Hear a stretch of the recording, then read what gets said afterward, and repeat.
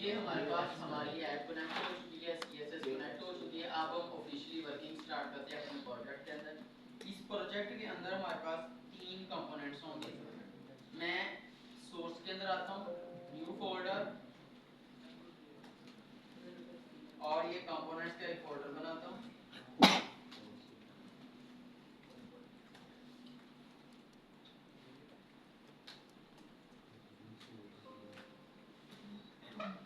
ये वाली ठीक है थीम। ओके, देन मैं यहाँ पे न्यू फाइल बनाऊंगा। ये कंपोनेंट का मैं नाम रखूंगा header.jsx। यहाँ पे भी वही सेम कोड लिखना पड़ेगा मुझे।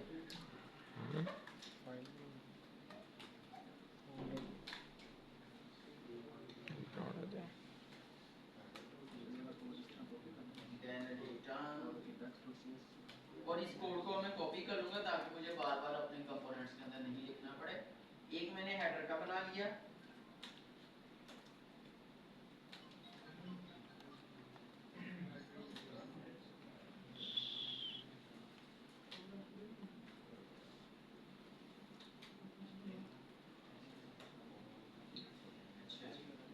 फिर उसके बाद मैं एक बना लेता हूँ ऐड टास्क का।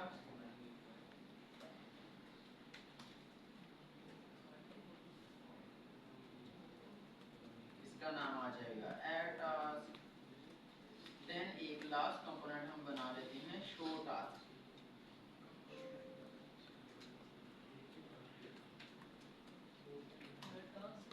और शो टास्क ये कंपोनेंट्स के अंदर, जी ये कंपोनेंट्स के अंदर, क्योंकि ये हमारे 3 कंपोनेंट्स हैं जिनके अंदर हम वर्किंग कर रहे हैं।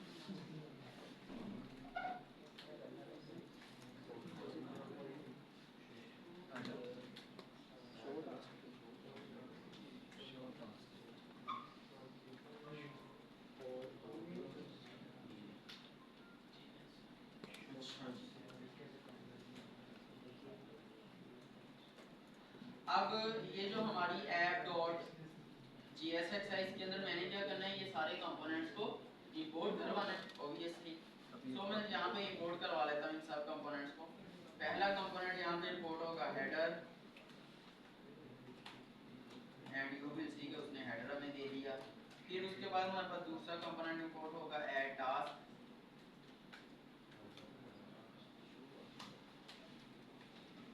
देन थर्ड कंपोनेंट हमारे पास इंपोर्ट होगा शो टास्क का।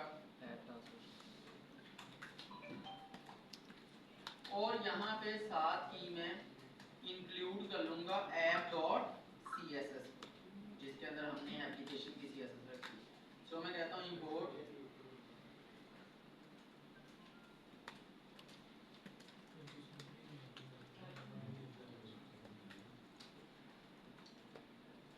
ये हमारे पास आता है app.css।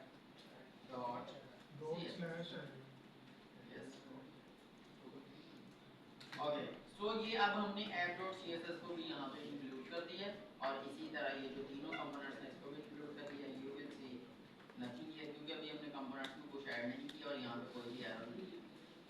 ये हमारी बेसिक फंक्शनैलिटी जो है वो कंप्लीट हो चुकी है। ओके, अब हम आते हैं हेडर के अंदर। सबसे पहले हम हेडर बनाते हैं ताकि हमारा हेडर स्टार्ट हो।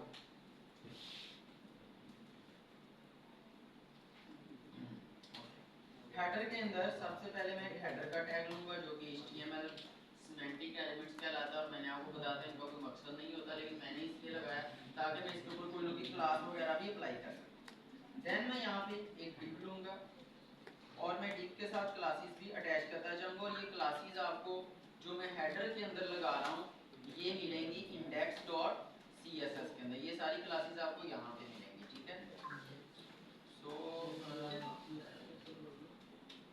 यहाँ पे आता हूँ, क्लास लगाने के लिए कोई शॉर्ट हैंड प्रॉपर्टी हमारे पास div.logo।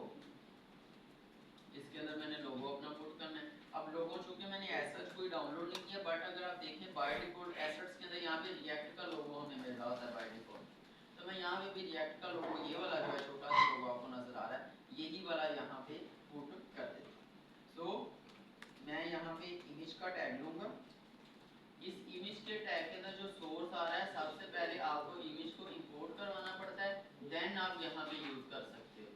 सो मैं स्टार्ट में आता हूँ, यहाँ पे मैं कहूँगा इंपोर्ट। अब यहाँ इमेज को मैं कोई भी नेम दे सकता हूँ, जैसा मैं कहता हूँ इंपोर्ट इमेज फ्रॉम। अब एसेट्स के अंदर हमारे पास पड़ी है react.svg, react.svg, ठीक है। और ये अब किसके अंदर सेव हुई मेरे पास आके, इस इमेज के अंदर। आप इसको आई भी कह सकते हैं, इमेज भी कुछ भी कह सकते हैं। तो मैं इस इमेज को सोर्स की जगह पे कॉल कर, बात समझ आइए? इमेज लगाने का तरीका समझ आया? रिएक्ट के अंदर कैसे इमेज लगाई जाती है? आप सबसे पहले उस इमेज को इंपोर्ट कर रहे होते हैं, उसको इंपोर्ट करते हुए आप किसी भी एक वेरिएबल के अंदर सेव कर लेते हैं टेम्परेरी, और उसको एज अ डायनामिक कंपोनेंट यहाँ पे यूटिलाइज कर रहे हैं। ठीक हो गया? सो क्या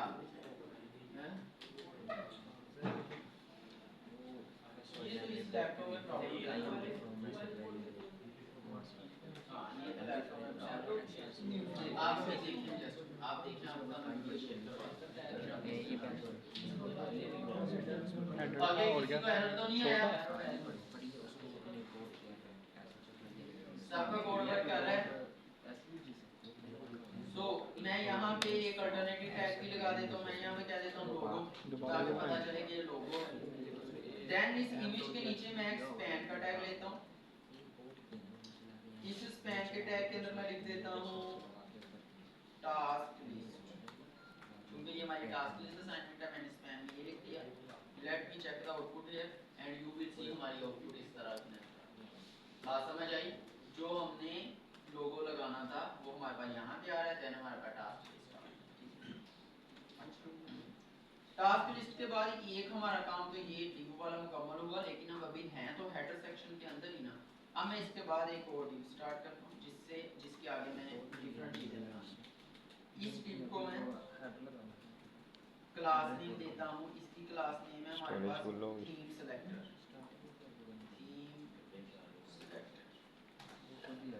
और ये थीम सेलेक्टर आपको मिलेगी class, if you will come up here, where is app.css, यहाँ पे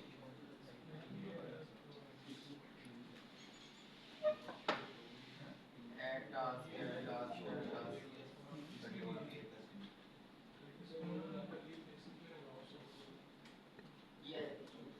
ये हमारे पास थीम सेलेक्टर की क्लास अवेलेबल है, जिसको हम यूटिलाइज कर रहे हैं। तो ये उसकी सारी प्रॉपर्टीज हैं, हाइट विड्थ वगैरह, जो कि आपको आइडिया हो जाएगा। सो मैंने इस डिव के अंदर क्या करना है, थीम के सिलेक्शन एलिमेंट्स लगाने हैं, और वो आप नोट कर सकते हैं यहाँ से, ये जो साइड पे आ रहे हैं ये वाले।